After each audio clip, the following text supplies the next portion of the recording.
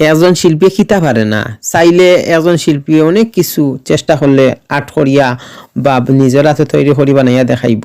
কারখানার শিল্পী হোক আর কাঠ মিস্ত্রি শিল্পী হোক, আপনি যার কথাও হইবা চেষ্টা হলে সব কিছু পারা যায়। এবং এই শিল্পীরা আমাদের প্রাণ। এই শিল্পীরা চাইলে সব কিছু আর্ট করিয়া তৈরি করিয়া আমরা দেখাইতে পারবা, পুরস্কার দিতে পারবা, গিফট করতে পারবা। বিভিন্ন বিষয় আছে।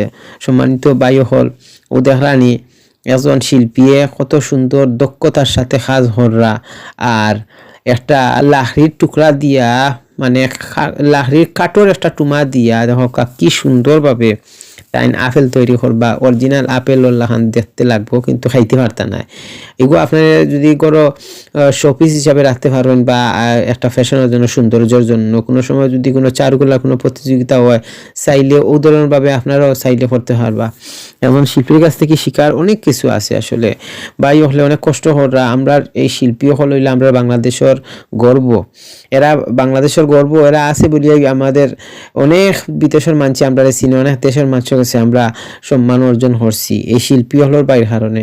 শিল্পী হলের বাইরে আমার পক্ষ থাকিয়া আমি সেলুট জানাই। আর এত সুন্দর একটা যে আপেল আর্ট করিরা তাই আমি দেখতাম পারিয়া খুব সুন্দরভাবে কাঠ দিয়া তাই নিজে খুব সুন্দরভাবে কারখানাত কাজ কররা। ও দেখো খুবই সুন্দর দুর্দান্ত একটা আপেল হইছে। এগুলো যদি কালার হইলেন যে কোনো মানুষে হইব যে এগুলো অরিজিনাল আপেল। সবাই ভালো থাকবা, সুস্থ থাকবা, আর ভিডিওটা শেয়ার করে সবাই দেখার সুযোগ করে দিবা।